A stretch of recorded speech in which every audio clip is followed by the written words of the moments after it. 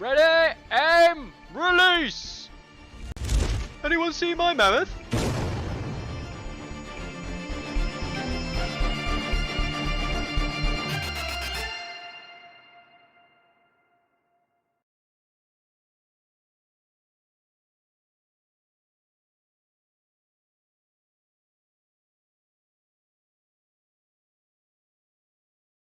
Can't do that. There we go. I completely forgot to unmute us. I am having a great day on it today, Carlo. Absolutely smashing it, yeah, as always. Absolutely as usual. smashing it. Right, yes, we're back for another week. Hooray! Yeah, I had a nightmare. Everybody. Shared the wrong link originally. God, everything's going terrible. Carlo, you've been away at the weekend. How's your week? Did you survive? Did you survive without me? You play some games? Yeah, I played some games on Friday. Shall I scroll down and just show you the recent match history? Is that enough for you? There you go. And them's be Friday's games. You know, I always say it. You know, I created the site for myself. You know, I was interested enough to go and look, see what happened, see what happened when I was away. I already knew that Mickey had played games. I already knew that he'd won. See, this is the kind of shit I have to deal with. with. It's good like that, isn't it? The site, actually, surprisingly. I go on and I can't complain about what Carlo does because I go on and check Carlo's results and then I'm like, of course I know what Carlo plays. I was there. You know, it's basically a way of him spying on me. That's all he does it for. Yeah. So another week, another load of stuff has come out. Now I'm going to put the record straight. Yeah. Well, yes. I'm going to put the record straight on this one. Okay. Apparently yesterday on Reddit, someone leaked some Shadow Tower, whatever, spearman, I think they're called. What? I know. They've been out for, like, everybody's... What? Everyone saw them last Tuesday when they, like, we were talking about it. I honestly, genuinely didn't even think that had happened this week. They've been around forever.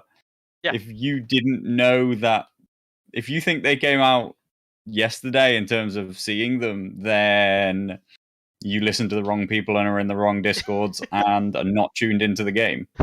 Yeah, these guys have been revealed and been talked about for since last Tuesday. But you know, so what we're here for do is to tell you about the news and all the things that have gone on. Shadow Tower Spearman. Because it always happens just after fucking Tourney Ground, doesn't it? It does, yeah. Tourney Ground never is like the reveal. It's always like 6 days late because it happened last Tuesday, not on the Monday. The only one that we got close to was the Golden Company stuff, where that was held under wraps until about the Sunday. But then, yeah. Don't worry, Hilo. Don't worry, Tom. We're not having a go at you. But yeah, the models and things are here. This is the site where they were revealed on, Asmodee Spain. And this was found by a guy called Davos of Katarina, as he is on the main Discord channel. And I believe he goes by something else elsewhere. I'm not sure. I'm sure it'll crop up in a minute when I think about it. So yeah, this is the stuff that we saw. We see the Shadow Tower Spearman. It is in Spanish, but of course, Google Translate. Don't you just love it? We'll get the there you go, Mickey. Description for us. At the western end of the wall is Shadow Tower, not the Shadow Tower, just Shadow Tower, and the men of the Night's Watch quartered within it, which is a great word, by the way. Saying that they are quartered within the Shadow Tower. Mm-hmm. Then we've got, like all the Brethren of the Night's Watch, the Shadow Tower Spearmen wield black leather and sooty steel. Which are best suited to shelter from the legendary chill of the north. It's legendary. Lancers. That's probably a legit translation, the legendary part. It could well be.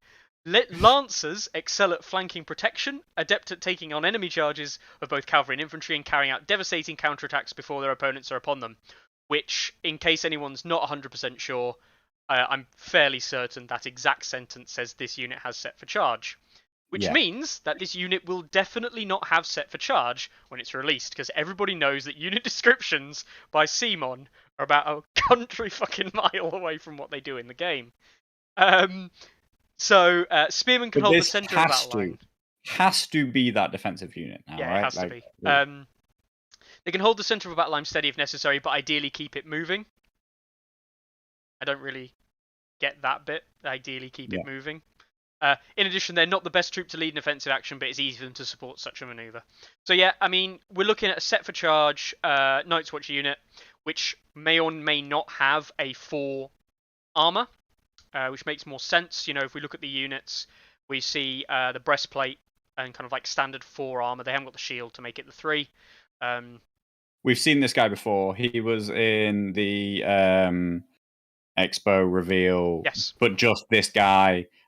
And I particularly was like, what character is he? Mm-hmm. And now we realise that he's just one of 4 sculpts in the box. Yeah. There are no attachments in this box. It's just the 12 guys. There you go. Get your box now, or order it now. Those are what you expect. There won't be any other surprises in the box. So it'll be great when someone does an unboxing of them. Yeah, there'll probably be 7 points and 5 morale, Blood Raven. I absolutely. wonder why. Do you think Blood Raven's probably right? Yeah. Yeah. You can take that one to Vegas. Like, you can take that one to Vegas. That's money in the bank. Hang on. Are you taking Night's Watch to Vegas? Is that what you're saying? No. Give me wearing a strap.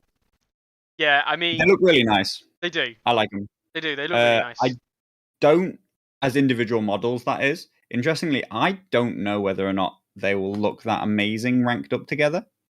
Just because, like, the poses are a bit like they're too dynamic as individual poses, and I don't think that they'll look quite right as a 12 block ranked up unit. But you know, like as individual pieces, each one's a very nice model.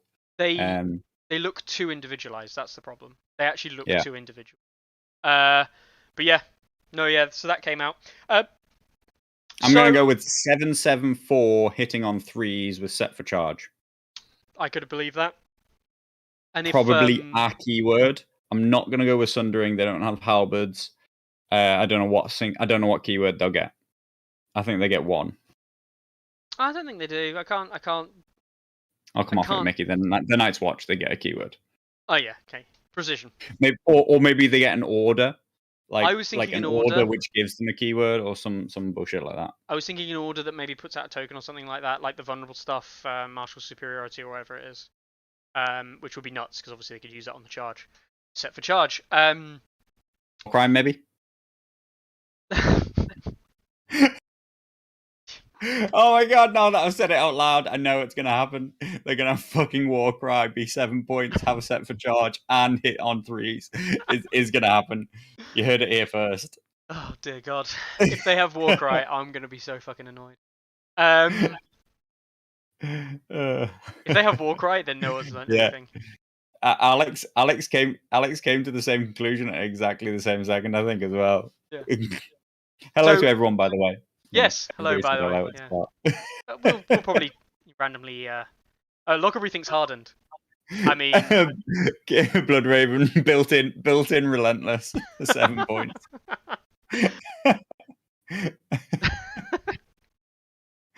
Built-in hardened with shields that guard the realms of men. Oh my fucking god! Like, does hardened stack if you put Othel in there? Oh no, ability's the same name. That was a meme, by the way. Release date. This is actually the interesting thing. If you go into the file, release date is apparently the 31st of December 2021. So this is call it a Q4 release for this year. On a technicality. Yes, purely on a technicality. Sure. Yeah. Nah. I mean, go for it. Nah. I mean, it's the end of October. Come on now. I know. Got two. We had any Q4 hints? I mean, we haven't any Q4 hints aside from what we've seen on the Asmodee sites, right? And the image that they shared at the end of the expo, which I think it's probably worth us taking a little trip back to, actually. Yeah. I'll see if I can. Well, I mean, we're talking here, Lance to Heroes 1, Heroes 4. Is it 4? No, Heroes 3. Lance to Heroes 3. Lance to Heroes 3. Stark Heroes 3. High Garden Spearmen, High Garden Lancers. These Spearmen. Yeah. What else? Were the Golden Company in that? No, Golden Company weren't, right? they weren't in the reveals at all. No. So whether or not they're going to still be around or not, I don't know. I wouldn't have thought so. Yeah. And Camille says that the card packs are known as 2021. Yeah, that is getting really embarrassing now that they're not released. That's negative time, but it's embarrassing not because I mean the people who care have actually gone past the point of caring, right? We no longer care about it. It's not a big deal if they release them or not because they've just been missing for so long. Yeah. I think what the problem is now is that they're at risk of hurting the call it more casual community, right? The competitive community's moved on from this and just dealt with it. You're now into like really hurting not competitive players. Yeah. The amount of people who've been, the casual player base or the less invested groups who, and some have been really deeply invested and like have sidelined it, and others are more on the more casual end. I'd say there's more on the more casual end who are like, we won't play until the cards come out, right? And they made that decision in like April because they were like, okay, we won't play. We'll wait a month. We can wait a month. We can wait 2 months. Like they'll come out in June. And it's like, no, you just shelved the game for 9 months.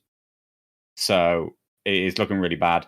And like, also, we're getting to the point where, I mean, if Mickey's right last week, when Mickey was like, oh yeah, there's going to be a Q4 rebalance or patch or whatever, what hell we're calling it, right? If things change, then I think that there's going to be a massive casual player base perception issue. There always is every time there's a change. But there is going to be a terrible, terrible casual player base perception issue if you change cards before they're ever even released. Yes. Right? Like, more than it matters, people will kick the fuck off, right? And rightly so in a lot of ways. But I still just think it's crazy. Like, it's so stupid that they called it 2021 when all they had to do was call it 1.7 or 2.0 because it was fucking 2.0 as well, right? Like, don't forget that it's 2.0. Yeah. But still, just yeah. It is worrying now as well. It is concerning at just half of how far down the rabbit hole it's taken them to get this stuff out. Because at this point, like I know that we're talking about like issues that are somewhat down to the production, which they had issues with. There was issues with now shipping and things like this. But it's like, where the hell is this supposed to lead? Like, if this is what the shipping is like for just the card packs, which we know have been effectively around for six months now, at least.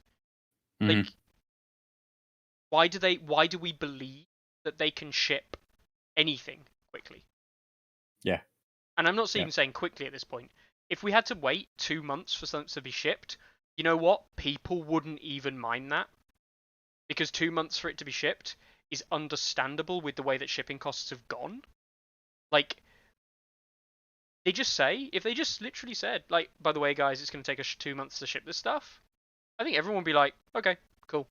At least we know it's coming. Yeah.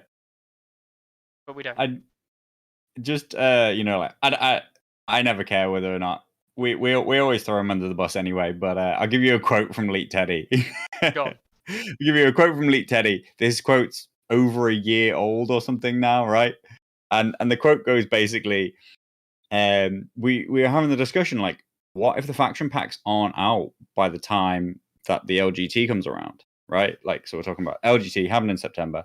And the quote that the line he would give very often and very repeatedly whenever we talked about it was, if the card packs aren't out by the time the LGT comes around, the game's already dead. Now, I mean, it's not dead. We're still fucking here. People still play the game. People still like it.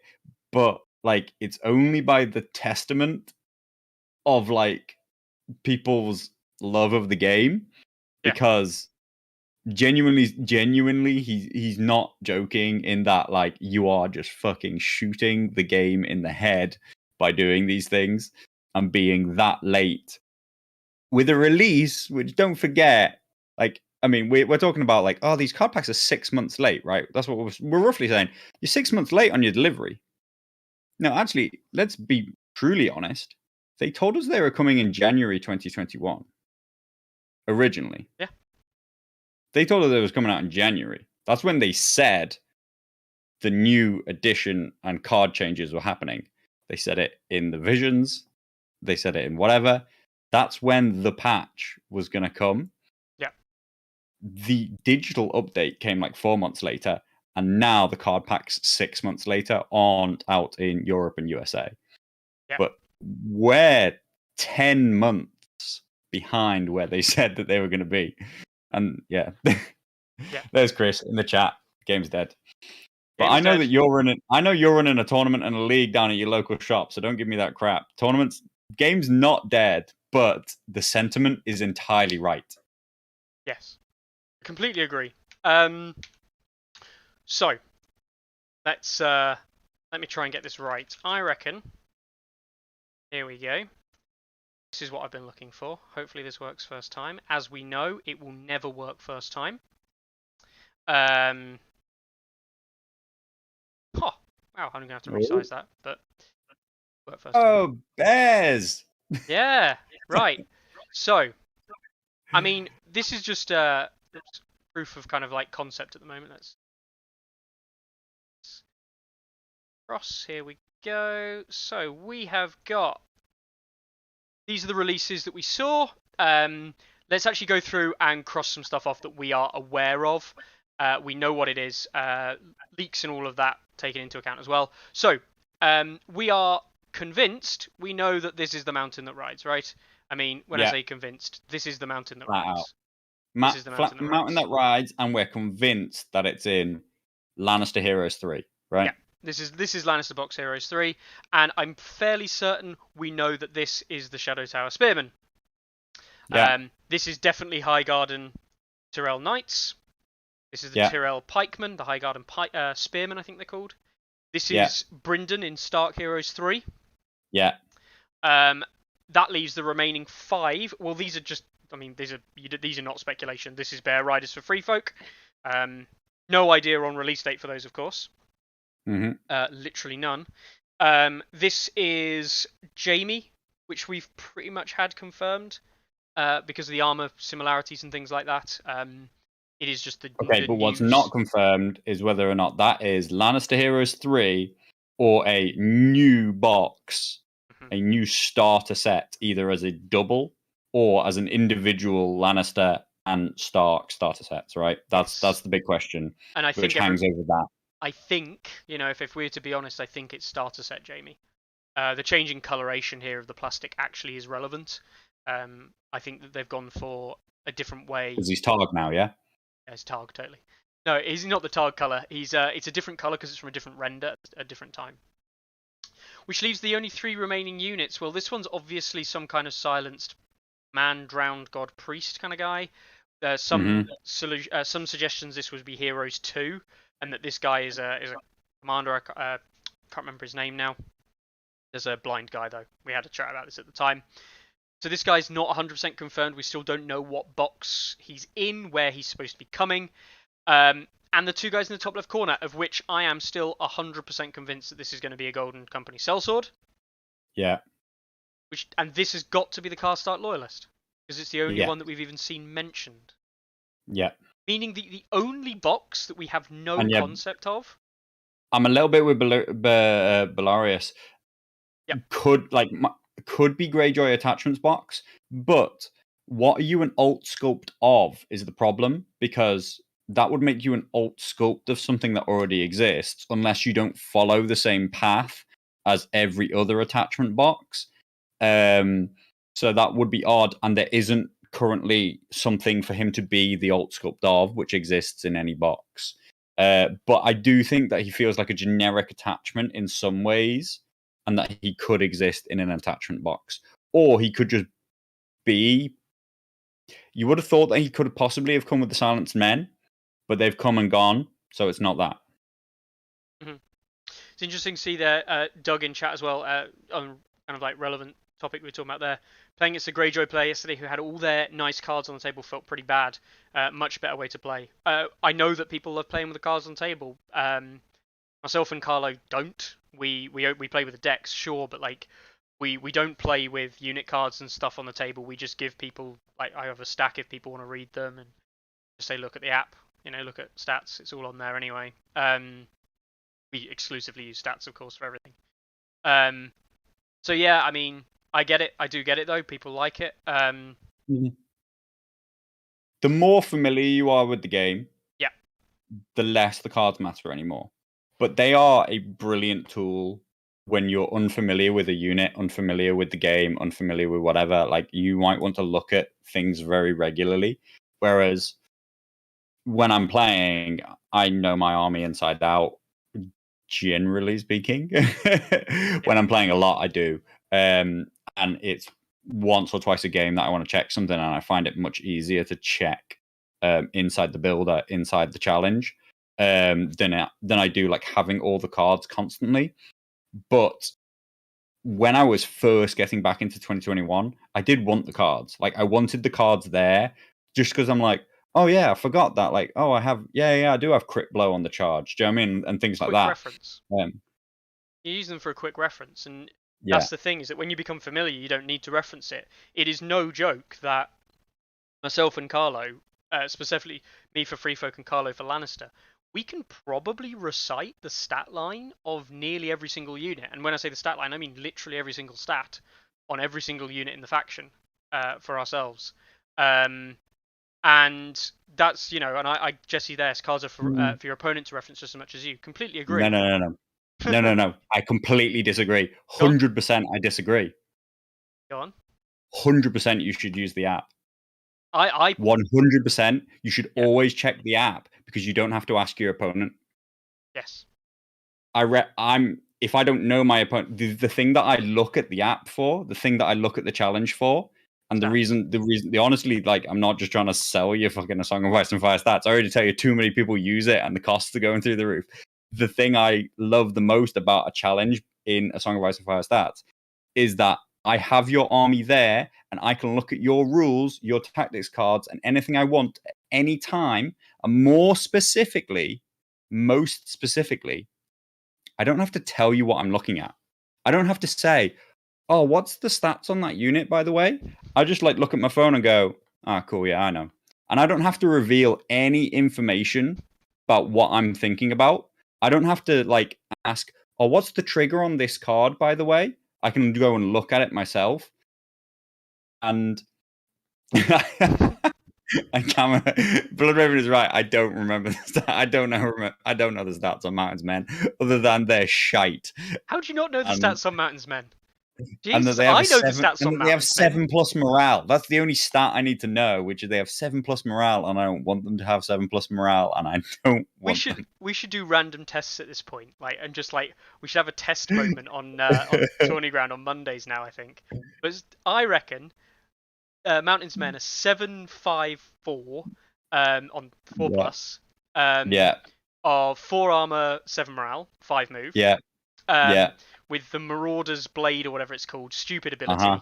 Which does what? Innate crit blow. And they have +1 to hit, and vicious if your opponent's on less ranks. Yeah, I'd agree with all of that. I think there's nothing else, right? I might have, off the top of my head, I might not have even given them crit blow. I don't know if they have it. Do they have it? Yeah, crit blow. Yeah. Oh, and they're prey on fear. Yeah, they're prey on fear. Sorry. I mean, the thing is with these guys, right, and not just the only thing that matters is they have 4+ armor and 7+ morale, and that means you're dead. You know what the funniest the funniest shit is that shouldn't matter, because like I run an army of 5+ armor and 7+ morale. The difference is that I'm 4 points and you're 6, and you're only movement 5, and you have no cavalry move, so you don't even get to have any movement. The reason I didn't know they had prey on fear is because I've literally never seen it come off.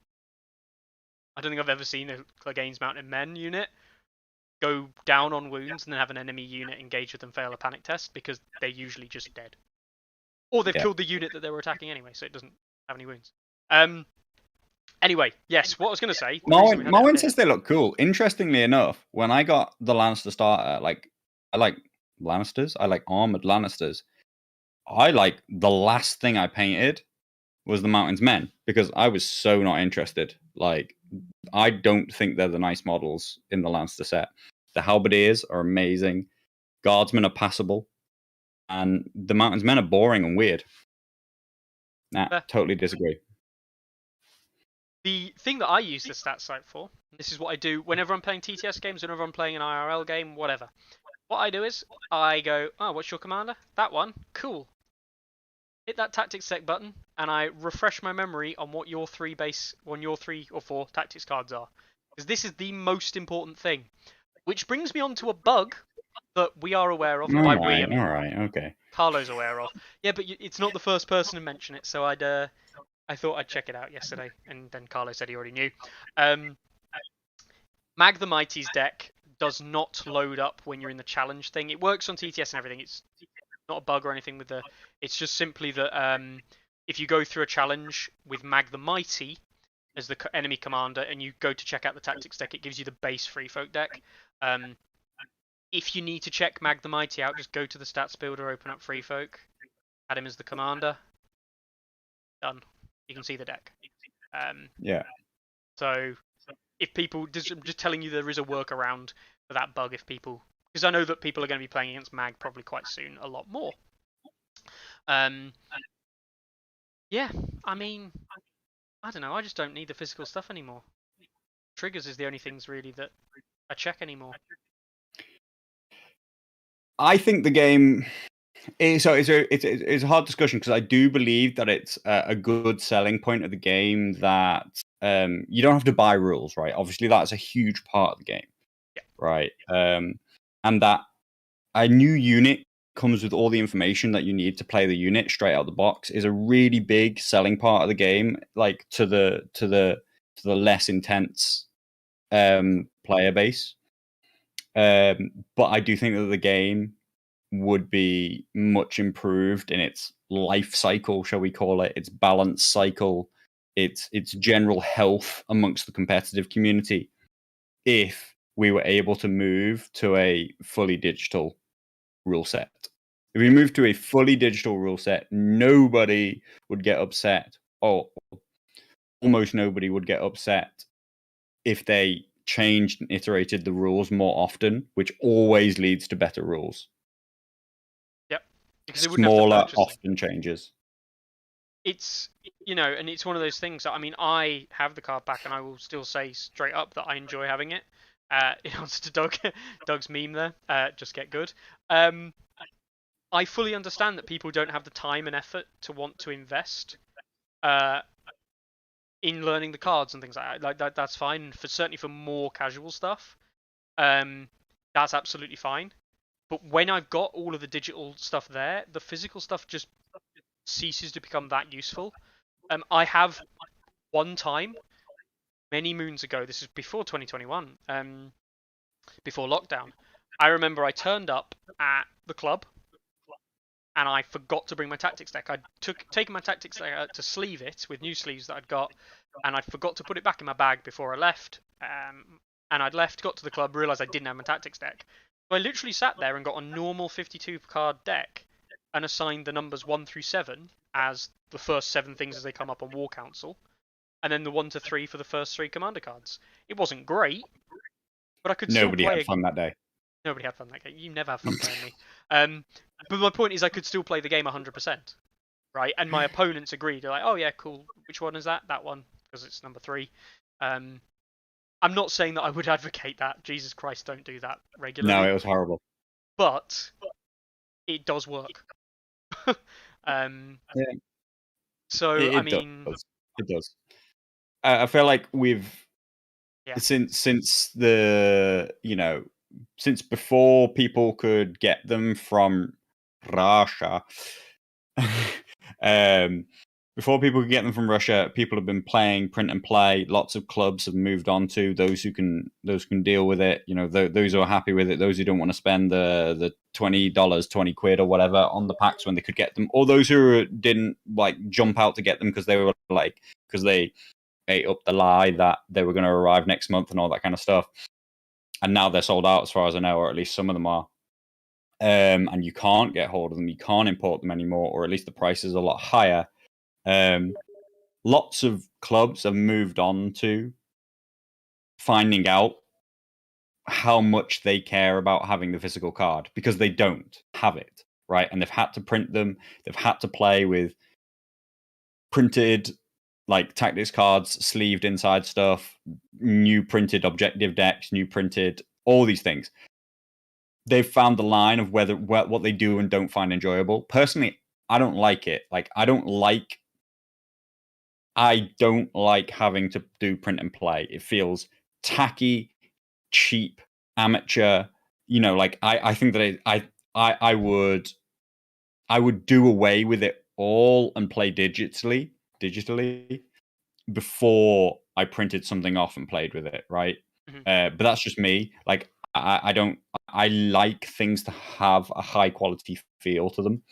I like the cards, I want them to be sleeved. I want them to be in good quality stuff. I want to feel like everything about the game is high quality. I also don't like playing on, like low quality mats and stuff like that. I want to play on a high quality table. I want everything about the game to feel like a really good experience. And I do find that, like everybody will find where that point is. And if somebody else, Marvel Crisis Protocol, Star Wars Legion, Games Workshop, whatever, is offering you that like high quality feel to your game and song, and to choose to play song even though you really like it, that you have to play with these printed crap materials. That can be a real turn off for some people. I agree. There are a whole ton of people don't give a crap. No, like they're just like, whatever, doesn't matter, no problem. But for some people, it's a big deal. And I would say for me, it's a big deal. Like, I would much rather, like, when it gets to that point, I'm like, I don't want the component at all. It's cheap. It's a piece of paper that I printed off. I don't want it. I'll use this phone instead, because then it doesn't feel like I'm playing with cheap materials. Completely agree. And Jesse's right, actually, in that like accurate physical cards will help get people into the game in things like demo games and like any form of demonstration, right? Or someone who's never played the game before, who you can put physical things that look nice in front of people and go, look, here's what you do. Everything you need is in front of you. You don't have to worry about anything else. Because certainly for newer players, it's a lot of information to take in sometimes for some people. So having it all there is just much easier for them. I don't disagree at all. So yeah, I mean, it is interesting though that some people saying that the fact you don't have to buy the rules, the fact that all the rules are online and everything, has been a draw for some people. With certainly ex-GW players who are a bit kind of like fed up with GW, and you go, yeah, just go to this website. All of the rules are on this website, by the way, and print everything off for free. And they go, what? What do you mean I don't have to spend £60 on one rule book, and that's just for the base rules, never mind the bloody codexes. So yeah. Yeah. It is a bit of a meme. To three-eyed, we have talked about it quite a lot. I've talked about it quite extensively. I much prefer the game when fully painted armies are involved. Like, I want them to be as high quality as possible, but I'm not going to put any requirements on my opponent. In the same way that, like, I'm not gonna complain if my opponent turns up with printed cards. Like, that's their choice. But I want mine to be printed. I want mine to be high quality, good material. And yeah, obviously the things on the site could be a more premium experience, I'm sure. I have to admit, coming from a guy, I mean, I'm not fussed about any of it. I couldn't give a shit. But then I go back to where I started gaming, like, with other people that wasn't just my dad. And I remember taking like a Magic deck into school, sitting on the yard, because we didn't have benches in our school or anything like that. We used to sit on the yard on days where it was sunny and literally play Magic on the floor. And so your decks would end up with like grit in between the cards, the scratches all over. Give a shit about any of that. Just wanted to play the game. Love the game for what it was. And I'm 90% sure I've got cards which at the time would have been, not expensive. By God, I was a kid. But half decent cards at least, which are just like you'd send it to get rated, and it would be like a flat 0. Like, this is not allowed to be rated. It's that bad quality. But that's how I started. The competitive gaming for me. So good quality and things just doesn't factor into it. But yeah, I get it. I do understand. I completely understand why. Because if you want to be doing something properly, you feel like you want to have it important. Same as a job, right? You want to feel like a professional when you're doing your job. You want to feel like you're playing a proper game when you're playing the game. Some people. Some people. For me, Never anyway. give a shit about the job bit, but For me, if I don't dress up in like actual work gear, I feel like I'm not really working. Pretty weird. Anyway. Yeah, so that's all the stuff that's happened. Other stuff that's happened, make sure that you guys are all aware. There is the I'm not gonna say this right. Spittle.de. I have no concept as to what that's supposed to stand for. I assume it's German. It is in German. It's done by Bartender. This has been actually out for some time. But the key here is this top little tab you want here. Song of Ice and Fire, TMG, FAQ. Which, yes, is a compilation of all of the FAQ and forum posts that is semi-updated by Bartender. You can see when it was updated. He's logging that there because he's not an idiot. He tells you. And it goes through all of the different forum posts, all of the different errata, and all of the different rules and things that have been updated, and is like basically for want of a better term, an appendix that you can then scan through and search for different rulings on. Super helpful, super useful. I absolutely love this if I'm looking for a ruling, because I can just Control F, type in a word, and go, right, okay, there's no mention of this in the game, in here, so there we go. There's not been a ruling on it. Bartender, the absolute hero as always. He really is an absolute legend. So yeah, that is that. Yeah, no worries, buddy. You'll have to tell me what SPITL means, Sebastian. I just think it says spittle, and I heavily doubt you wanted to say spittle. So, aside from that, what else has happened? Nothing. Nothing has happened. And spittle means nothing. Oh, right. There you go. Nothing.de. Go check it out. That's a terrible joke. So, yeah, it was a quiet week. Nothing really much has happened. And, I mean, at this point as well, we are moving into, I think it's fair to say concerning radio silence from CMON themselves, right? This is another kind of thing that hasn't happened, but is also a problem. Yeah, I mean, we haven't really touched on it, but yeah, we haven't heard from them for a while, right? Yeah, I mean, it's been a while. Everybody assumes that we're going to get Visions again. That's the guess. Yeah. Visions at the end of the year. I think that's when they gonna talk to us? Like, they asked how often they asked how often we would like them to talk to us. And we said roughly once a month, or at least once every 2 months, right? Not once a quarter. I don't think they ever committed to anything. They just asked how often. And people did everything from like every fucking week through to, once a quarter. But like nobody who at least replied said, basically, I think they want to do like once a quarter. I felt that the majority of the community landed on like, we'd like it once a month, please. Yeah. But we then definitely went through a full quarter of nothing, right? For after that, after they said, how often do you want us to do it? And they were like, yeah, do this at least once a quarter, more regularly if possible. And they were like, okay, we'll see what we can do. The actual last 6 months later. The actual last post from them now, it's 2 months. The last post from them, which was only last week, was a picture of another Big Child Creative Ironborn Bowman set. If you haven't seen these, we might as well quickly whip these up for us on screen. Here we go. So the image there, which, don't get me wrong, fucking nice. Big Child Creative are spot on with their stuff there, aren't they? I've not seen it. Yeah. Though maybe I had because I really recognize the bases. So unless I've seen other Greyjoy stuff, but Maybe. I don't remember But that aside from that, specifically. like Big Top Gaming did a video and they promoted that. There was the promotion for the GT, loads of promotion for US Nats. Before that, the last thing they promoted was an image that was just like, this was the CMON Expo and the last image from the CMON Expo, which we've already discussed today. So I mean, it's been 2 months. It's been 2 months now where they've said nothing. And that's moving into kind of like the kind of levels. Not concerned yet. 3 months is like when we reach the truly concerning stage.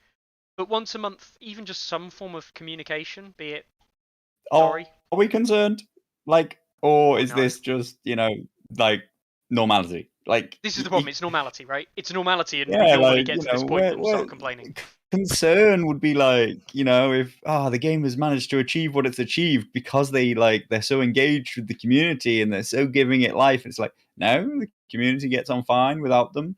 The game would be so much better if they did these things. The game would grow so much better. The game would be so much more active if they had like an organized play structure. If they spoke to people every week, or all these things. I mean, again, without honestly, like we say it every week, right? We think that this is we joke about how low quality or low time investment this stream and this stuff is, right?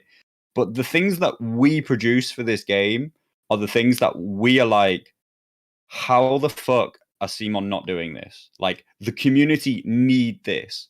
And this is a weekly live chat and a organized play structure. They are the two things that I'm like, how do you fucking not have these things? Right?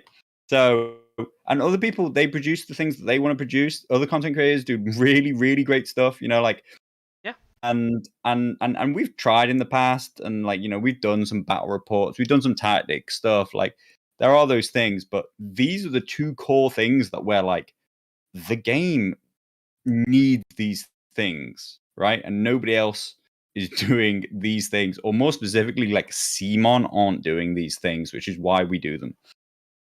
Yeah, I mean, no word of a lie. I wish there was an easy place to go to get all the news from the last week of A Song of Ice and Fire stuff, like all the new updates, everything like this. And it was like, I've realised that me doing like an hour's worth of just like research throughout the week, maybe it's a bit more than that, of just literally scanning different sites, different communities and things like this, that is more useful for me than it is for anybody who comes and watches Tourney Ground, because I'm just made aware of random fucking shit that just happens all over the planet regarding the game, right? And to be able to collate it and tell you guys the most important bits, and that's helpful for you guys, hopefully helpful for me. I wouldn't be doing this if CMON did it. I'd be getting CMON's version of history and CMON's version of events, which I'm sure would be amazing. But the point is, I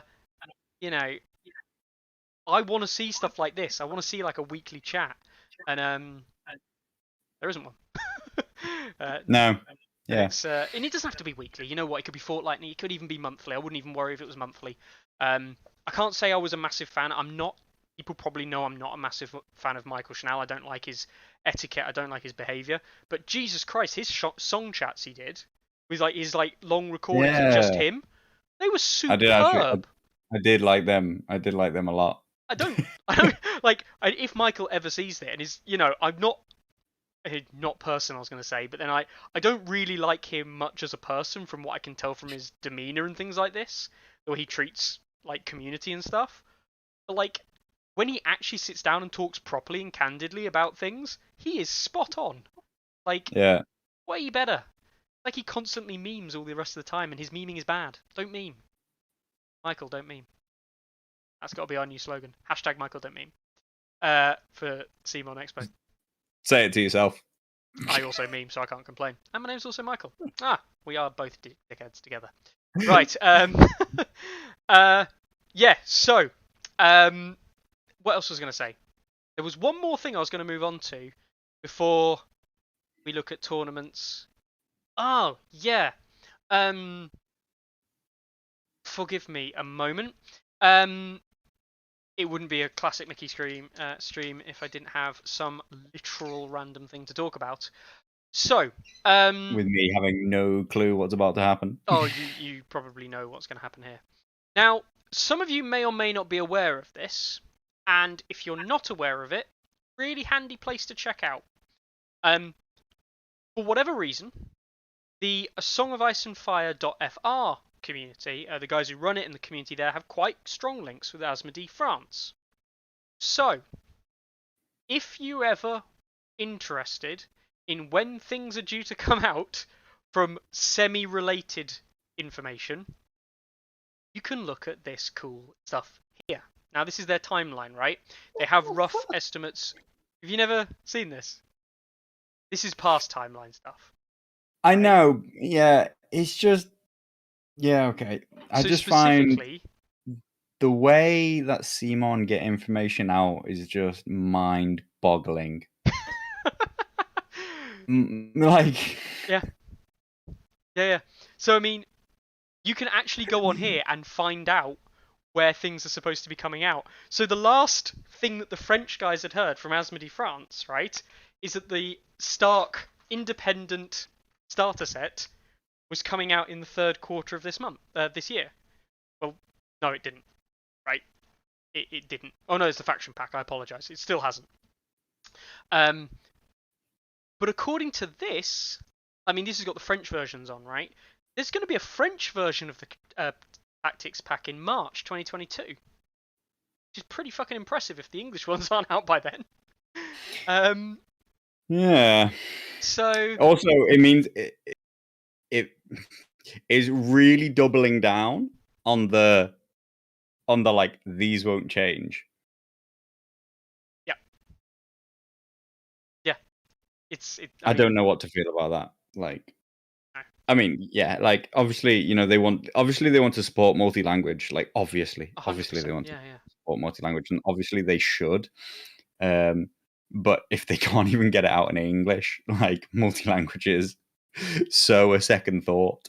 You know, it's a little bit like it's a tiny bit like the site. Like in the past, some people ask me, like, do you know what I mean? Like, can it be multi-language? I'm like, I can barely keep up with like keeping the site up to date in English. You know, like how am I going to support multi-language? You know, if I had if I had nothing to do and like I was absolutely on top of every update and every single thing that I want was built and all this stuff, I'd be like, yeah, okay, let's work on multi-language. But you know, I guess I mean Asmodee, the Asmodee CMON thing, it's so weird, isn't it? And all that kind of stuff. But obviously Asmodee have a big multi-language focus. They are actually a French company. Yeah, so this is the thing. Like, CMON are not actually an international company, right? CMON are an American company based in Singapore, for, you know, tax reasons, and they're not actually a multilingual company themselves. They are an American company, an American brand. They then have outreach and lots of different communities and things, but it's actually Asmodee who do a lot of their multi-language stuff for them. You know, it's that community and the Asmodee lot who do a lot of it. What's interesting here is that we are hearing information through Asmodee before we're hearing through CMON most of the time. You're actually better off going to Asmodee. Look at all of the Golden Company stuff, which CMON still have not announced. Look at the guys we've just talked about, the spearman for Night's Watch. CMON have not announced that. That's on Asmodee Spain website. It's not even on Asmodee France. It's not even Asmodee UK, right? There is a massive disconnection in communication between Asmodee and CMON, and it's really weird that Asmodee seem to be the ones with the information and CMON aren't. So yeah. But yes, crazy. Anyway, I thought I'd just show people that, and we're on a random topic there. But yes, do check out the Song of Ice and Fire.fr if you are interested in when things were released and when. You notice he's got the English and multinational releases. I like, by the way, that they call it English language release and they show a British flag. Just take a moment there. None of this American release and American language crap. Get out of here. So yeah. Cool. Anyway, Right. This week, Carlo. This week's been an interesting one. There was a lot of tournaments, remember, right? Like There we sat were. out last week and named them all, and there was loads. So I have had a look at the results, but I hope we'll get around to them. What are we doing showing 40k? I was sent this picture. Out of 10, 0. disappointing. This was Leet Let me Teddy's. see. This was Leet. That's like the dark oh, what's it called? The starter set hero guy with maybe I, a replacement head I and a don't different know. arm and a different backpack. I don't know. There's This some is quite just. nice work going on there. I'm just showing up Leet That's a Teddy. very This is the last thing he that, painted, apparently. that's a very subtle. That's a lot of very subtle conversions that look like they belong. Whereas I'm pretty sure he's actually changed quite a few things. I think. What I about this think. one then? Subtly converted at all? I do like the rug stuff that he's done, and underneath it he has brickwork on all his I say all on his 3 NCUs that he's painted or whatever. Yeah, it is good stuff. So a really good solid 0 for that. Yeah. I quite like the bloodstain on the Stark throat. Well, yeah, it's that one. Subtle. So next up, you got these guys. You may recognize these guys, Carlo. They're called Ulster Guardsmen. Have you ever played them? I've seen this image before. Actually, I do really like the gold he's achieved on the banner. It's very golden without being metallic. It's very golden while being a fabric. Yeah. I actually think that's really good. And we'll finalize it with this one. Now, this I have to say, this is, if I've ever seen a 0 rating for a model, this is a 0. This is a real 0. This is a strong 0. But Lee Teddy just needs to paint his army, obviously. Like, yeah, I mean those are his painted models. I think that is 100% of his painted models. Those 3 guardsmen, 2 NCUs, and a random chaos champion. Roos and Varys. But they're great, mate. Do more. Turn up to an event with a fully painted army one day. It's never gonna happen, is it? Oh well, we can hope. Right then. So tournament stuff. There's been some. There's been a lot actually this last weekend. There's gonna be more. Lots of things going on. So we're just going to dive straight in. I've got them up in a random order, and we're just going to dive straight through them all. So, first up, we've got the Song of Ice and Fire Revival in Canberra. This is a small tournament in Canberra that's currently ongoing, but they've played a load of rounds. They're playing loads of games. It's an ELO event, which is really interesting. And as you can see here, people running a mixture of stuff, typically less powerful commanders. And yeah, this community, I want to say it was Dave Grizzle, I was talking to, I believe. He is, they're based in and around the Canberra area, and he actually got in contact with me last Tuesday, right? Last Tuesday after he clearly watched Tourney Ground, so shout out to Dave. And he said, "Oh, it's interesting. You mentioned some other Australians and things like that. Keep up like cool stuff. Got other things going on, whatever." Had a conversation with him anyway. Turns out he lives really close to the guys in Sydney, or kind of close to the guys in Sydney and stuff. And people like Death and Deoxys and stuff like that are all quite near. So hopefully, going to get this community aware of and kind of integrated with the other Australians as well. I don't think Canberra's that close to Sydney, but it's not far. I mean, maybe in the scale of Australia. Yeah, Australian scale, it's the closest city, right? Maybe drivable for a tournament. Maybe I'm not actually entirely sure. I think they said it was about so. 2 hours. 2 hours. I haven't. I think they said. Okay. Yeah. Not too bad. I might be completely lying. No. I was actually also in contacted by, I think, Harry, but he was really interested in doing some like data visualization stuff. So maybe when I can get around to it, we will be able to share some stuff that he's managed to put together. really interesting things that I like been thinking about myself in the past, and then kind of got too busy doing the boring stuff. But things like like mapping interconnectivity between the community was one of the things that he brought up as one of the first things that he'd like to do a visualization of, and I think that's really, really interesting. Seeing where people are based and where communities are, because that's also, I mean, that's what we've tried to talk about a lot recently, is actually like joining communities together, getting people more aware of the players who use the site or in the local areas, getting to like group players together and be able to actually make people aware of the wider tournament scene or the wider player base, so that it makes both A, the data better, and B, it means that people can play just more people. Better, bigger communities, which means they grow better, they introduce more players better, just in better, just general across the board. So yeah, huge shout out to Dave again and the guys in Canberra. On this tournament in general, it's a round robin. Everybody will play everybody, so there will be 5 rounds. You'll see that Dave has, for example, actually already played all 5 rounds. That's made possible because they manually draw the rounds. Sometimes people are often asking like whether or not they can do whatever. You can draw a manual round before the previous rounds have finished. So you'll see that some people haven't played their 4th round games. Actually, some people haven't played games from any of the rounds, and other people have finished.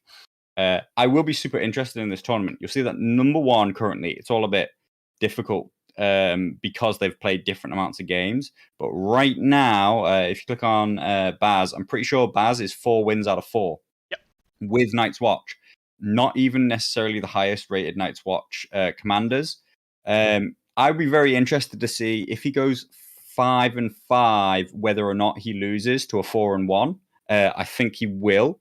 I would put my money on if Tiggy can go 4-1 with Baratheons, he will beat in the ELO rated handicap. He will beat Baz in black. But I'll be watching it closely because that is, touch and go. What's supposed to happen, roughly speaking. I think that a small round robin is a great place for an ELO tournament because everybody can play everybody. You have definitely enough games and enough time for you to get the full effect of what the handicap is, that you will see the handicap between every given player. I would say one of the overarching, shall we say, complaints or kind of like people's naysaying of the ELO tournament, which actually I completely disagree with myself, but that's by the by, is that people think that it's very dependent on who you get matched up with. Now, if you play a round robin, well, that's not true anymore. You play everybody. And it really gets to show what it is to play certain commanders. What's actually interesting is that what people don't realize is one of the reasons why the ELO format exists is because it's me just like helping to show you in real terms. This same calculation happens every time you submit a result to your rating. Like, so if you care about your rating, you're already playing ELO handicap. The only difference is who gets called the tournament winner. In the same way, Tiggy is already receiving these kind of handicaps to his rating every time he plays because he just plays Baratheon. And it has nothing to do with the tournament. That's just every result he ever plays. But overall, I'll be super interested in how that event ends. I think that round robin is a great format for ELO. I would tend to agree.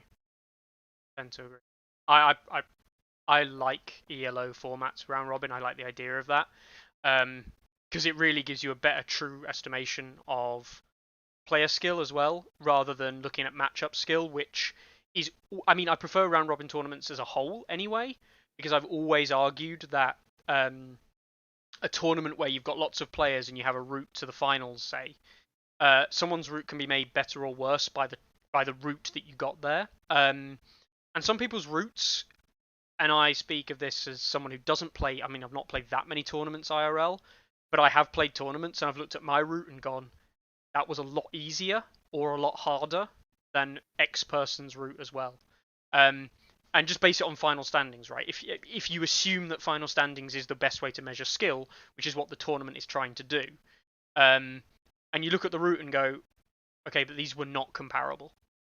They're not comparable routes, so why should we be saying that this person is worse than this person effectively when they're not? Which is why we don't say that. We don't talk about tournament ratings as this person's worse than this guy in a kind of standard tournament layout. Whereas in ELO, if you certainly with round robin as well, it's a lot more kind of like this player's just probably better than this person, and I'll translate that for everybody in the chat. Mickey's still butthurt that he wasn't the top free folk player because he thinks that he had the hardest route. That's literally no. That's got nothing to do with at the LGT. That's literally nothing to do with it.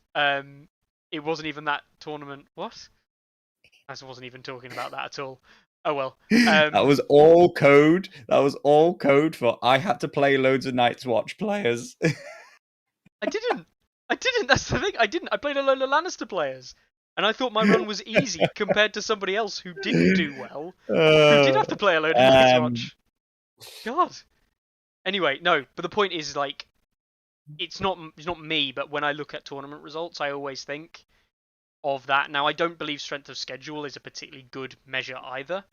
I don't think that that's the best way to do things ever. But yeah, round robin tournaments I've always been a massive fan of. You want to do new masters with ELO, round robin masters with ELO? I do think that the ELO format is, well, I mean, basically if you round robin, then it goes away, so it's fine. That's one option. The thing that the ELO tournament doesn't take into account, the one thing that it doesn't take into account is the rating of the player, right? When it works out how many tournament points you get. So the one thing that I will semi-accept is that if there is a bad player amongst a lot of good players, and particularly if that bad player is playing a high-rated commander, and then you beat them, you have the opportunity to score a lot of points. And other people don't get to play that bad player, right? Yeah. Whereas if it's a round robin, everybody got the opportunity. So that fixes it. Or the thing is like round robin is hard. Like you have to play tons of rounds or you have a tiny event. They're your two options. Yeah. The other thing is that you limit the players. You basically say, we believe in the player ratings, which I do personally. You say, we believe in the player ratings, and that if we only allow players within these rating band, then we know that somebody's not just going to be wildly outclassed by their opponent and give up tons of tons of tournament points. And I did think that one of the best, I think that the ultimate kind of place that ELO could go in the TTS scene is that it could run banded tournaments that are running at the same time. So you're talking like, hey, here's the top best, we're running a big event. It has 64 people in, but what really is here's the top 16. They play together. Then the next 16 down, they play together. The next 16 down, they play together. And then the bottom 16, they play together. That just stops players from having wild skill mismatches. And you don't even have to talk about anything silly like promotion, demotion, anything like that. It's just when you run the next tournament, you look at people's ratings again. If people did well in the past tournament, they would have gone up. Yeah. And I think that does help a lot. It's all really, really difficult. Like tournaments are really, really difficult. The major limiters are that people don't play enough games, right? And every scheme is trying to decide, how do we determine who was best when not everybody played everybody else? Yeah. Right? That is roughly speaking what tournaments are trying to do. And there are a million ways to do it okay. Yeah. None of them are that brilliant. Actually, just everybody playing everybody is by far the best route to determine the best player. Yes. 100% agree. Cool. Right then. So, let us jump to the next event. I think this one here. This is the Battle of the Banners. Conveniently, the Greece tournament. Now I know that we have. I'm not going to be able to pronounce his name. Nikiforos Grapas. I've probably butchered that. I do everything here, by the way. Battle of the Banners, the Greek tournament that is not over just yet. Now, we were actually talking about this beforehand. It was due to finish. They've played 2 of their 3 rounds. We believe, or certainly I believe, that their 3rd round has been delayed. Why that is could be many reasons, but it's probably due to local restrictions or things in Greece. But that is due to have finished. So check that one out. At the moment, it seems like it's going to be a Night's Watch Greyjoy winner. So seeing the winner of that will be really interesting to see who comes out on top. Cool. There he is, Nikiforos Grapas. There you go. He's there.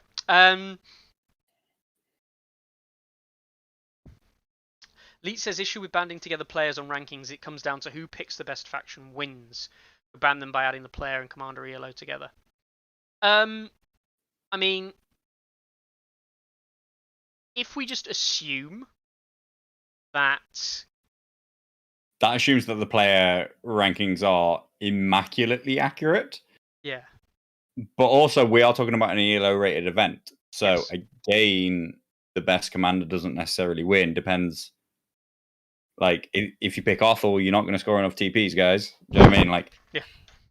Mother Dragons, probably not. Depends if somebody else, like if somebody else plays something a bit lower, a bit lower, a bit lower. It becomes that. Although you say that gambit, that bid system. How low am I going to go and still win amongst this group of players? You would, you could just keep playing Othel and then just, oh, you couldn't finish because one of your players had to go to the hospital. Nikiforos Grapas. See, I tried again for you, Mr. Pettigrew. Wow. Okay, that makes sense. Yeah, if you have someone who needs to go to the hospital, send them to the hospital. That's more important than playing a game of A Song of Ice and Fire. Is it? No, I'm wrong. Why did he go to the hospital? You're a bad person. You should have let him die on the floor. God, don't do that. Yeah.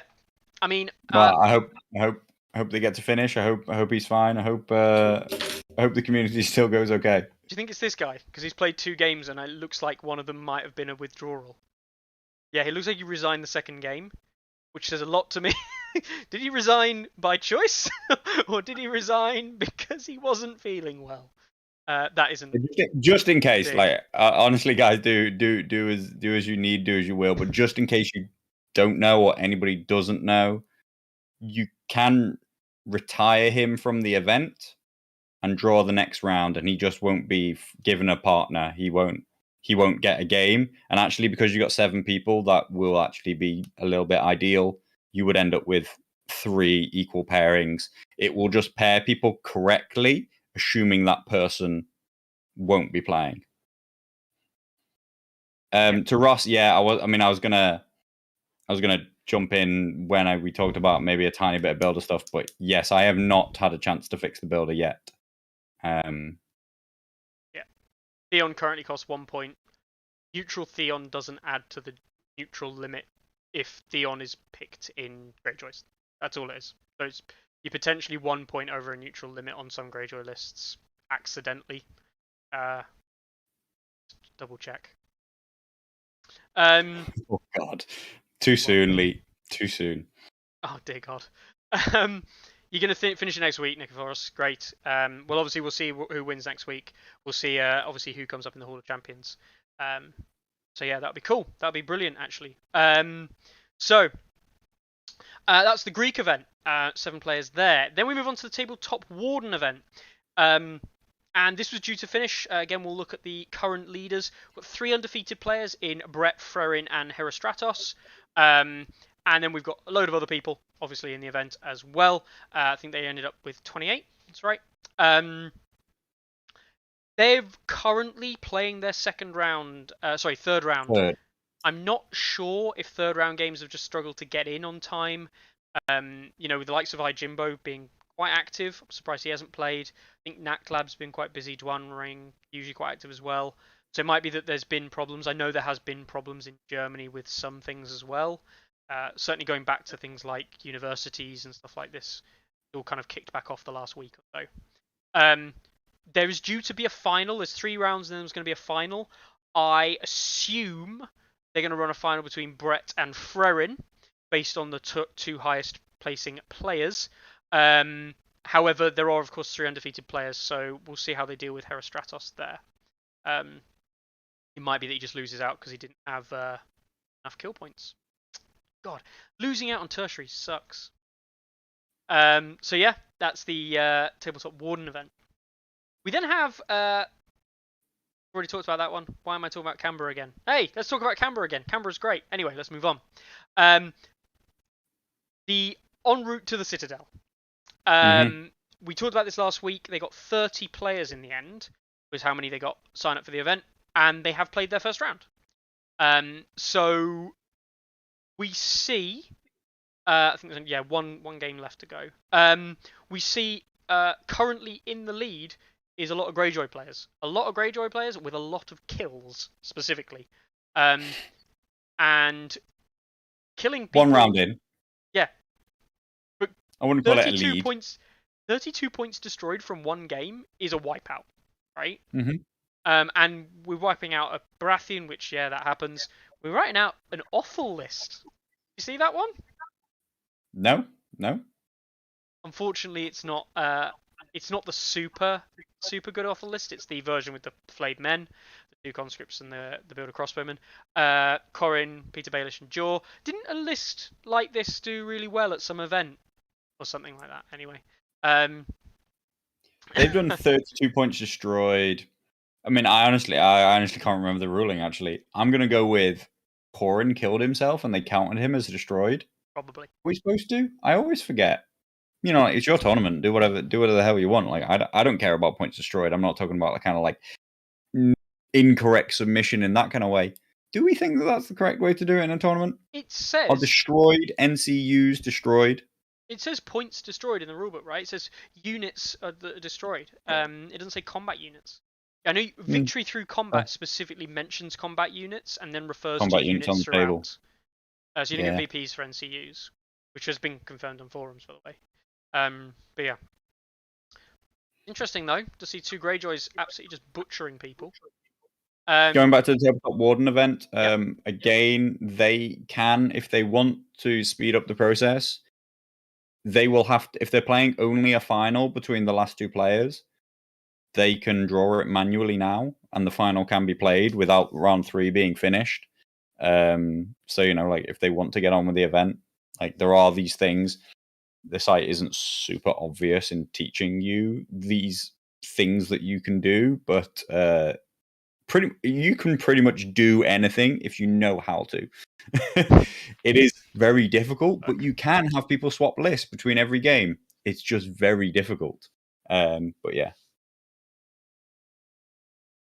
I wondered that about my turncoat yesterday. Does the opportunity get the opponent? That's what I meant to say. Get the 1 UD for me using him?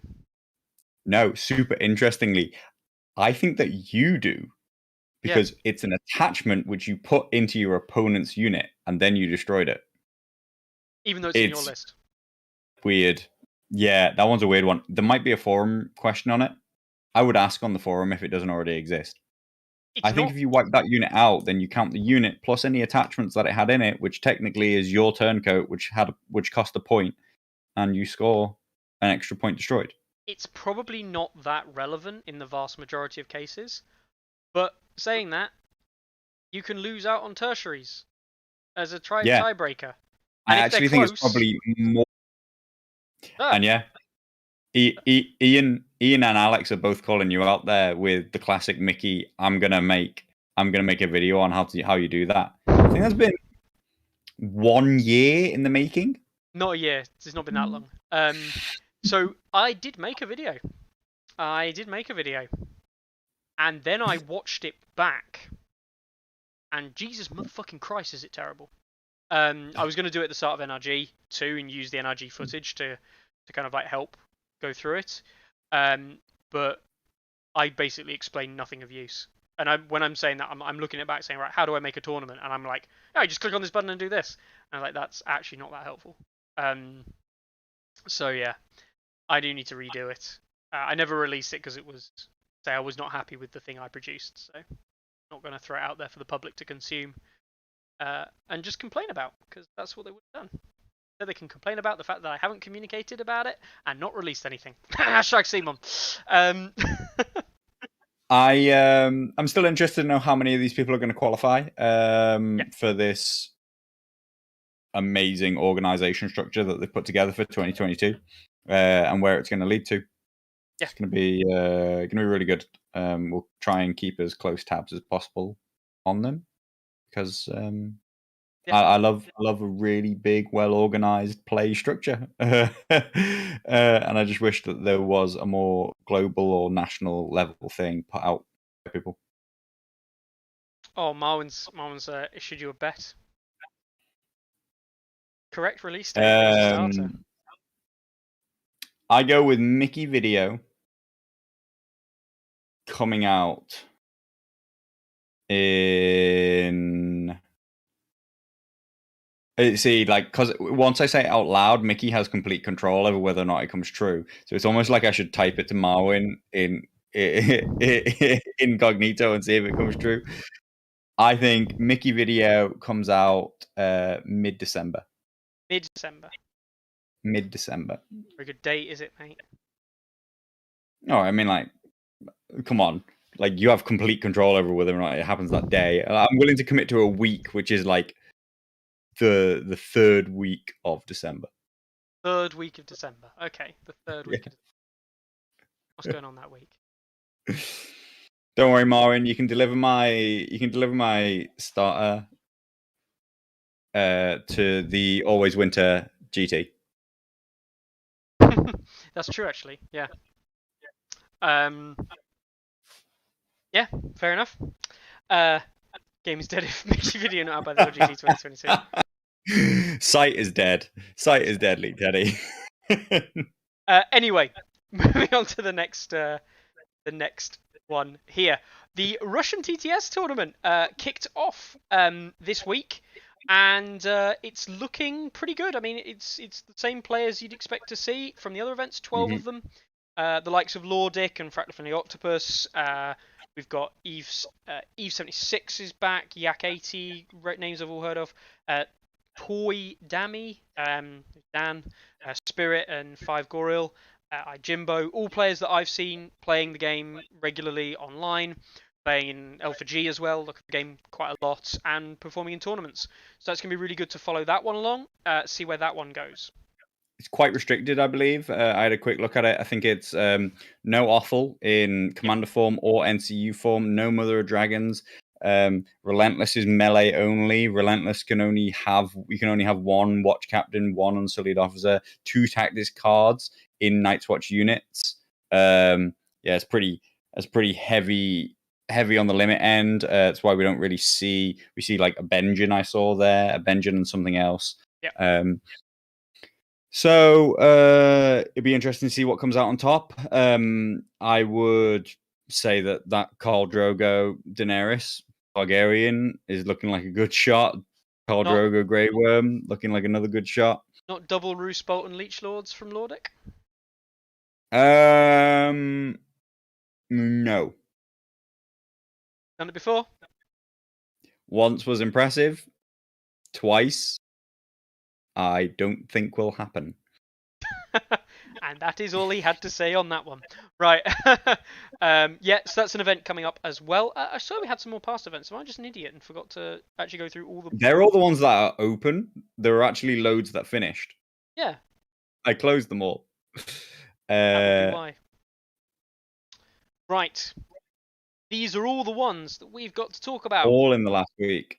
This is literally this last week. So, yeah. Oops, we'll go to this one first. Battle for the Iron Throne was the Dresden tournament, happening, strange enough, in Dresden, Germany, and won by Killerpin, a Targaryen player who played one more game than everyone else.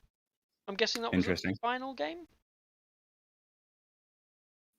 Oh, no. Extra recorded game. Okay. The old bug. It doesn't happen often. So that Well, would have it's been not. I mean, it's not a bug. It's when people. It's when people repeatedly submit and then delete their games over and over again, sometimes, and they don't refresh the page between doing so. Yeah. You can then accidentally end up with a double submission of the game. So the actual winner was Chris Robin, the pianist, with double Khal Drogo. So yeah, with his double Khal Drogo lists, just looks like he didn't actually get that many points destroyed. He killed his last opponent, killed a free folk player, but the rest very minimal points destroyed. Mhm. Surprisingly for a Drogo list. So yeah, shout out to pianist there. The rest is fairly standard. We see Night's Watch. Awful is this an awful build of? No, it's a double Scorpion build. Okay. More along the lines of what you would play, Carlo, or would have liked to play back in the day, rather than the answer that it is now. Yeah, so there's that one. The Polish tournament, another 6-player Polish event, won by Korax and his Free Folk, playing against a load of Polish guys. I don't recognize the names of any of the other Polish players. No, I don't actually. Whereas Korax, I've heard of Korax, and Maybe Matthias is that. it might be, yeah, Matthias. Maybe I can't say I'm familiar with many of them. So yeah, that one ran ahead anyway with Korax taking the win with Free Folk. I'm guessing he made Tormund. Interesting. Mhm. Made Tormund every list rather than Mance, which is interesting because he took Thens with Mance and he didn't run the list at all. No Thens with Tormund. Ban that list. We've then got the Negri October tournament. This is the other event that ran in Russia, and was won by Mark 2002 with Stark. It's an interesting one. You've got a 4-way tie of a 2-1 Yeah. at the top of the tournament. Stark won it though.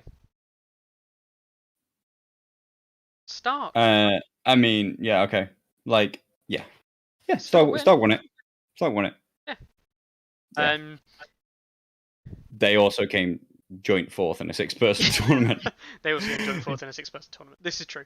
You know, like not to say it's not a good player or whatever. Like it's just it's very it's very clustered result when like there's really not a clear winner. Night's Watch, Greyjoy also doing very well. Mhm. You know, which is interesting about Greyjoys that they were twice up there. Definitely. Alrighty then. So, let's have a little look at the next one. Here you go. This was the Rocket City tournament, the Rocket City League tournament, held in Huntsville, Alabama. Mm-hmm. And this is a smaller event than the other one we're going to look at. This is only 6 players, and it was won by Night's Watch. Classic. Uncle John, Targ second. Yeah. It's almost like they ended. Relatively strong entry. Yeah. It's almost like they all ended as well in the positions that we'd expect. They literally are in position, aren't they? Stark's technically the only one out of place, I think, unless Stark's have No, back up. I think Starks are currently rated third highest faction. Right. The power rankings right now, as far as I know, go Night's Watch, Targaryens, Stark, Free Folk, Greyjoy, Lannister, Neutral, Baratheon. Yeah. So they're literally in order. That is literally right. All you got to do is slot a Neutral and a Greyjoy player in, and you've actually got 8 for 8. Yeah, that's actually insane. They did get prize support as well, which is CMON's prize support.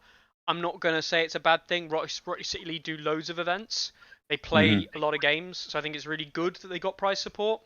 It is, I guess, a little bit of a shame that they were only able to put out 6 players.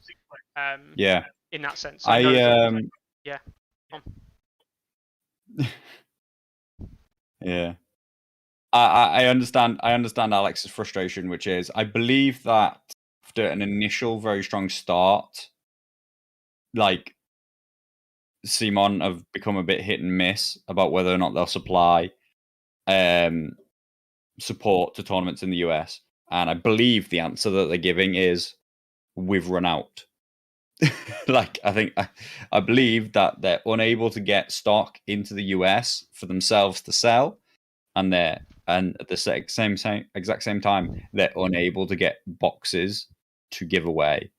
Well, the interesting thing is that a lot of what the Rocket City guys have been talking about is that the boxes they did have is all old stock, right? It's all stock that is not necessarily sold. We're talking older unit boxes, older attachment boxes, that kind of thing. So yeah, it's not. We're not talking newer like Q2, Q3 stuff here on the release. But yeah, I do think that you know there is a great route to which CMON could link their price support to the size and strength of entry to all these things. Like it's all recorded. You could ask people to show what you've put out. You could ask people to show what the size of the sign up is a month before. All these things are possible. They seem to be they were very, very generous and aggressive with their price support in some places, and very unsurprisingly, it's resulted in them not having any left. Like, like I do believe them when they say they've got none left, rather than they don't want to give it out anymore. I think they've got none left. But like, who didn't predict that? Yeah. You're finding it hard to get stock into the country, and you're giving it out at a ridiculous rate to tiny events. Obviously, you're going to run out. Yeah. Like, yeah. I mean, we looked at the stuff we got for LGT, right? And it was more than they'd said we'd get. Mm-hmm. And like to the point where it was almost like a damaging level of stuff. In that, like, Yeah, there were some people who said things like, "Why didn't you just like not give it all out and like keep it for another event?" And like it is almost a genuine. It's almost a genuine point, but like we felt that like it wasn't our place to do that. We'd been given it to give out at the LGT. We're not a store. We can't say, "Oh, here's our allocation for like the next 6 months. We'll run 3 tournaments across the 6 months and give it out across it." It's like, no, we're running an event this year. It's the LGT. We're obviously gonna give it all out, but it was an amount that makes like everybody else's tournaments in the UK look bad by comparison, because obviously they can't supply that level. Obviously, the level of support is larger than the ticket entry, and that's before you pay for anything, before you pay for a venue, before you consider any amount of time that a store would have to put into it, and the fact that they would be trying to make any kind of money. Never mind the fact that they have to buy it. Like literally, they gave away more stuff than the paid entry was, which is just their choice. Like, actually, the price support per person, like as a percentage, was significantly lower than US nationals. Like, almost like an order of magnitude lower by person. So I mean, we won't. That's where your support went. Like that's kind of thing. Like that's sort of what I'm saying. Don't be annoyed that that Rocket City got support for this 6-person event. Be annoyed that nationals took all of the prize support for the US. Like literally, like a year's worth of prize support was given out at that one tournament. That's the one that you should be like, oh, come on, what the fuck? And now you're saying that you can't support our 14-person event because you got none left. That's the one I'd be sad about. I reckon $6,000 worth of price support for US Nats. Close to. I mean, yeah, we won't dwell on that. Alex, you're not being petty. You're not being petty. And it is hard. It is hard when you run a bigger event and get less support for it. Good name, Ian. Good name. Anyway, Whoops, that's the match predictor. I'll come back to that in a second. Right, the next one was the Fabricator Forge tournament, strangely enough. Like, some people knew that was going to come up next. Which was a 42-point alt army construction event.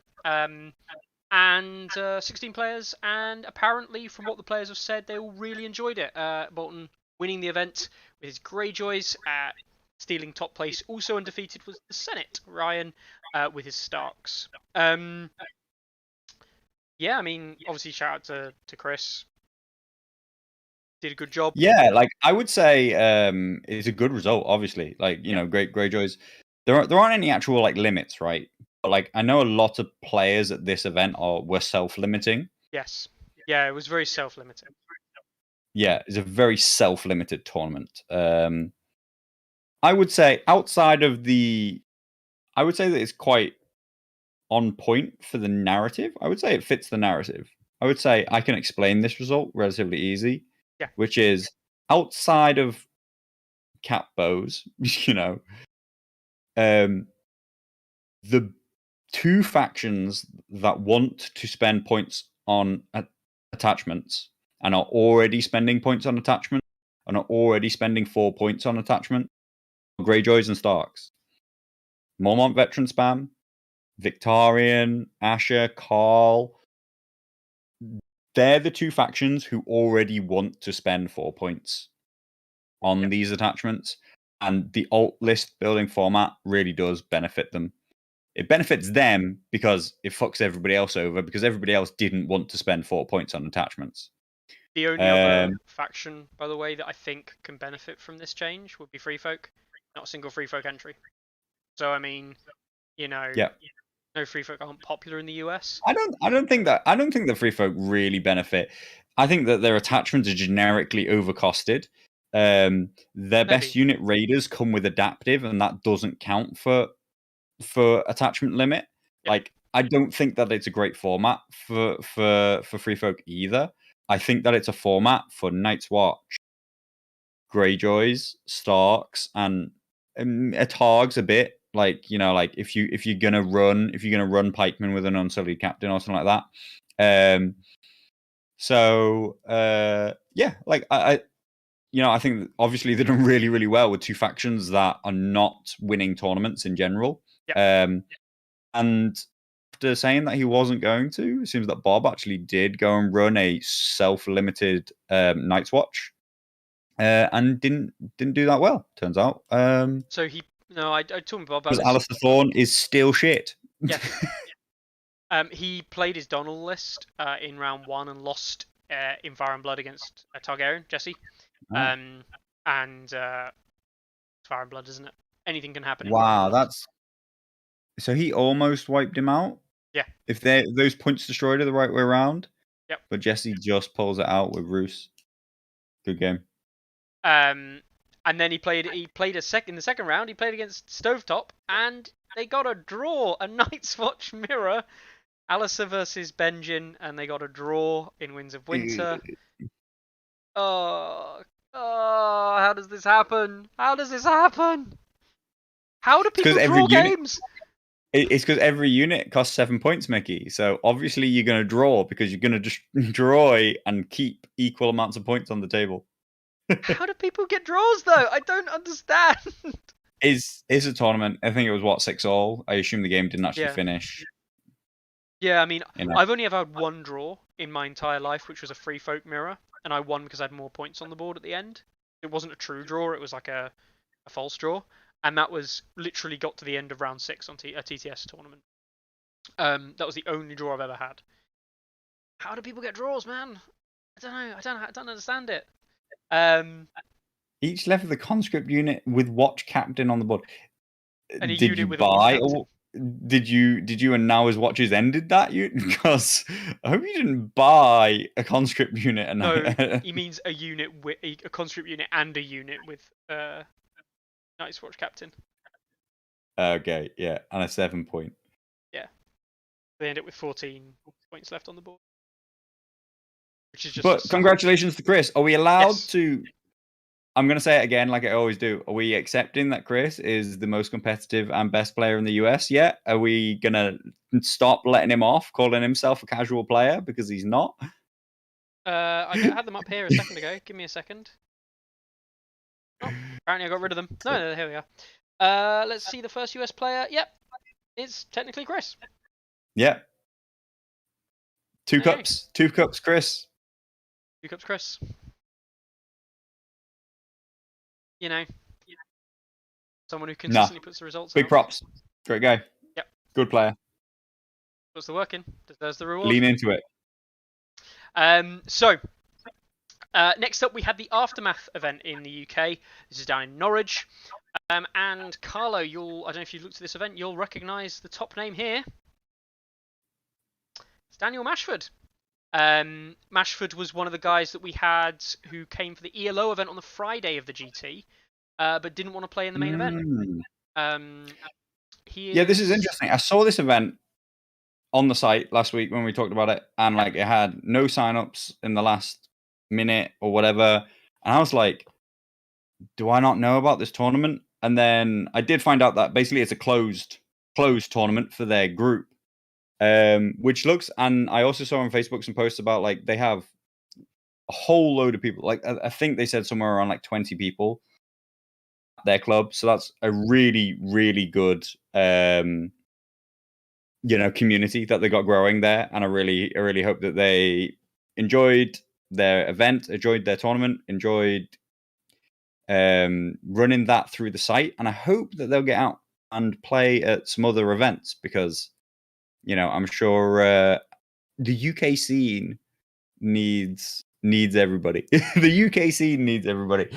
Yeah. If people hide away in the corners of the country, especially Norwich, in the corner, if people hide away, then the scene won't be able to like really grow and flourish. But I'd really love these guys to come and play at more events. And yeah, it was really great that Dan Mashford made it down to the yellow LGT.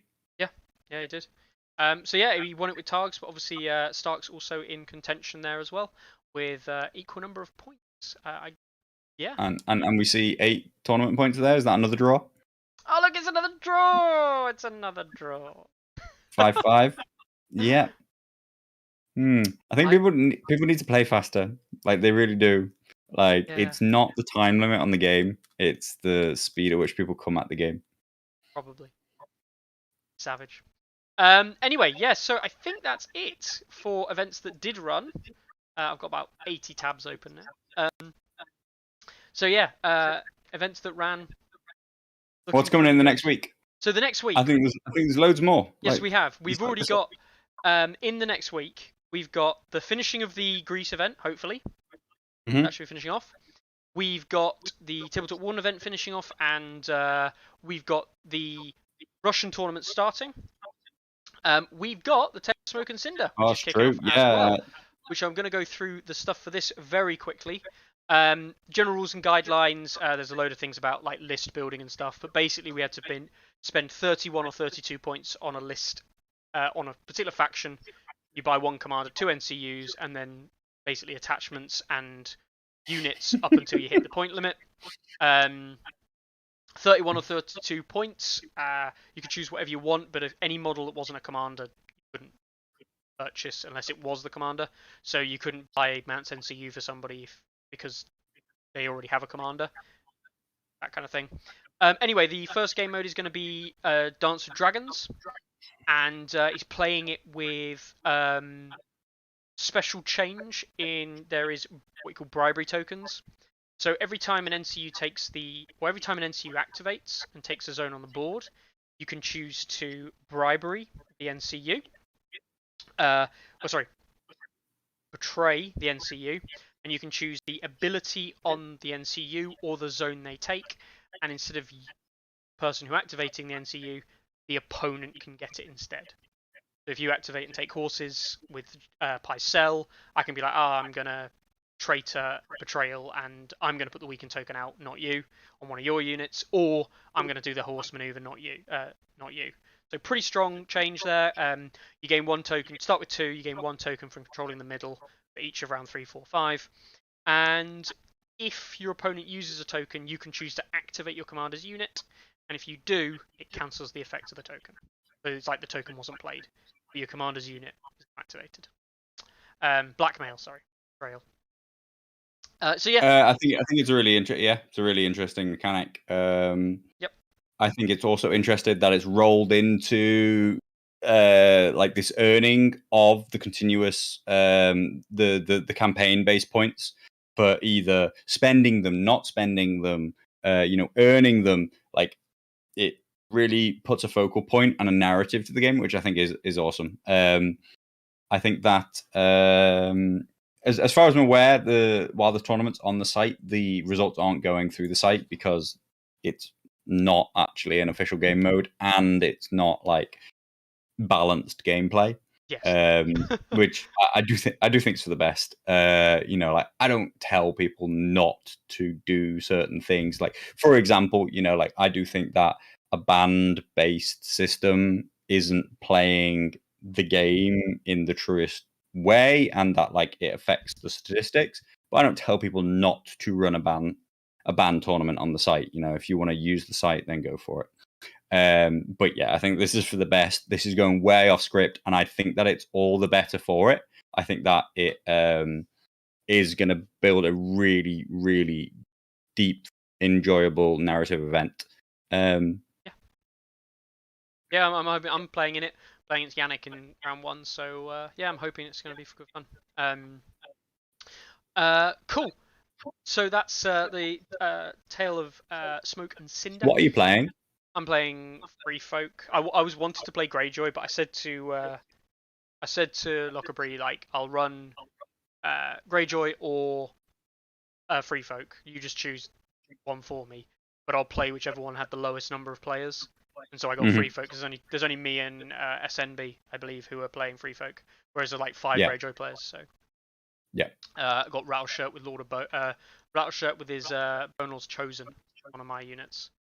Which I've actually been wanting to play more Rattleshirt anyway, so I mean, I'm not going to complain. Doesn't matter, it's not the same. I need to just enjoy it. I enjoy all the games. There is an event in Lincoln going ahead. That's really useful to know. It's a shame they haven't said any details. After promoting the first event at Lincoln, I haven't seen anything about it the second time. I did actually even like go and have a look. The tickets are on sale. I haven't heard anything about it. So I do believe that the Lincoln event is running again. I haven't seen anything. Yeah, should have joined it, Jesse. I'm sure we would have. It is a majority entirely European, not even Asian, just entirely European group. Yeah, so yeah, fair, Jesse. Time differences and that is a bit of a nightmare. It's understandable. Does Jesse think that Russia's in Asia? I mean, technically parts of it are. Technically, but like we accept them. We call them European. Depends what side of the Urals, right? So next up, we got the Battle for the Iron Throne. This is that's the previous one. Jesus Christ. No, but there is another German event running. There is right? another German event. Yeah. I have completely lost my head with. I've got so many tabs open. Jesus motherfucking Christ. Let's just go down the list. We've got coming up. Slough.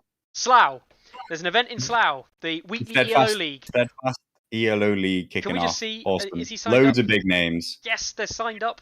Caldo's there, Dean's there, Leet's there, Winter is there, Mahoney's there. If you know anything about A Song of Ice and Fire in the UK, you will recognise at least those 4 names, and there's a reason you should definitely remember Caldo, mainly because he's drunk all the time. So he's not. He's a lovely guy. But yeah, the ELO League, I mean, there's a bunch of strong players there. There's a reason that we saw a lot of those players do well down in the LGT. We've got the Battle of Blackwater Bay, an event in Queensland.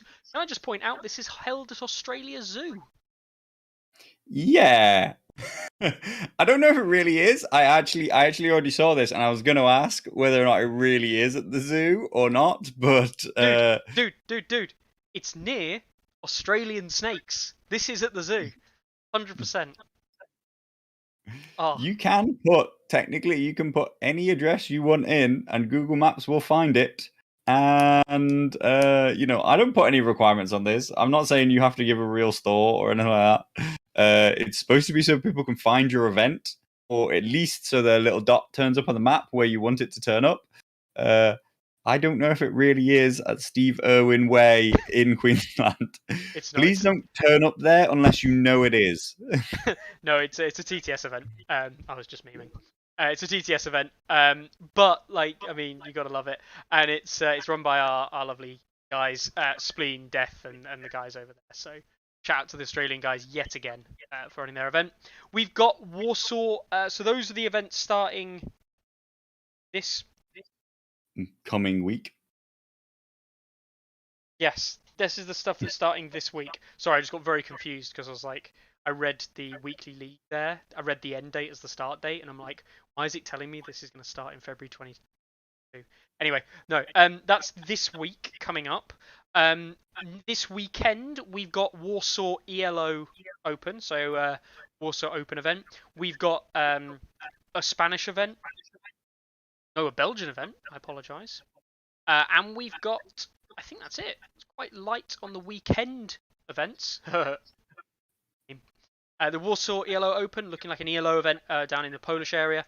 10 players currently signed up. They'll no doubt have some more, but it's run by Susta, who is quite prominent on the main Discord, as well as Masara is going to be eventing, and Peter Sikachev is going to be turning up as well. Player who's run the ELO events there. And also Le Tron de Feu de Serang with that, but it's Belgian. And we see, look at that mixture of players we've got there. Bob Bernard. That's a real mixture of players. Is this, we think this is in person? This is in person? Yeah, I'm pretty sure this is in person. Yeah. Yeah. That's awesome. That's a really international crowd. The Objective Jeu, the gaming convention in Serang. Yeah, no, that's awesome. Yeah, absolutely awesome. I really look forward to the results from that. Yeah. I doubt that Rocky Catan / Deadly Cupcake is really from Saudi Arabia. But he could well be Saudi Arabian based. Huge if he is. Making the trip across. Also good to see Flixie from the Rotterdam White Guys go down as well. Yep. Great. Cool. And that's it. That's it for events starting this week, happening this week, and going into this weekend. There's also this random Lincoln event that may or may not be happening this weekend, right? Yeah. I don't know. I honestly don't know. Maybe this weekend. I'm not just being facetious. I honestly don't know about the event because it's not on the site. I'd know if it was on the site, and I would have signed up and said I was going if it was on the site. I've not heard anything about it. So other than I know that I went to the last one, and I was intending to go to the next one, but it's not turned up.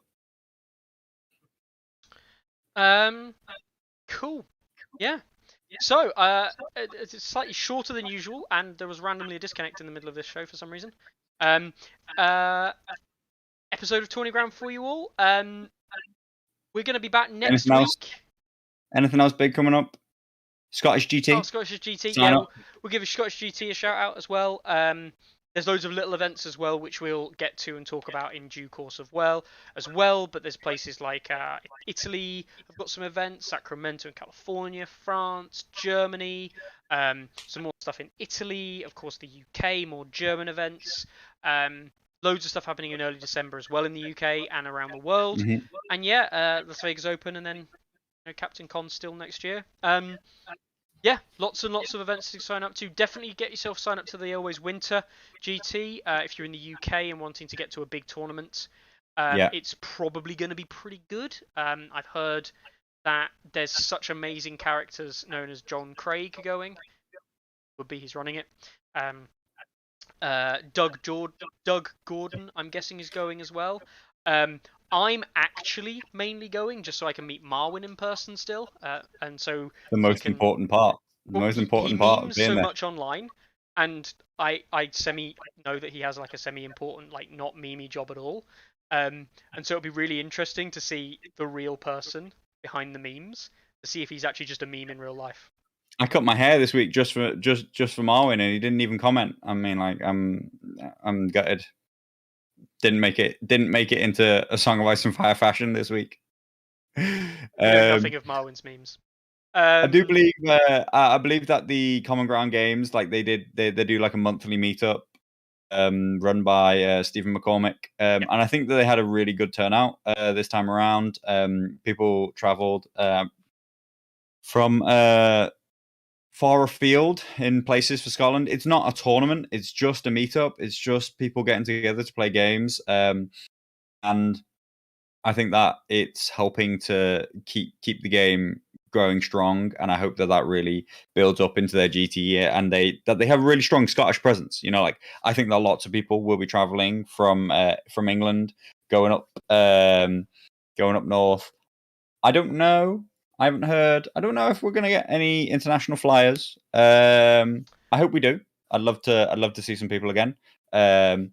But yeah, thanks for the strong zero there, Stephen. It's actually a number 2. But yeah, like I'm really looking forward to the Scottish GT and then LVO the weekend after, which would be 2 huge back-to-back events. Yeah, that's. I'm really looking forward to Scottish GT as well. I may or may not be looking forward to the LVO. I was just about to say. I mean, I promised Weasel that I wouldn't poke you about it every week.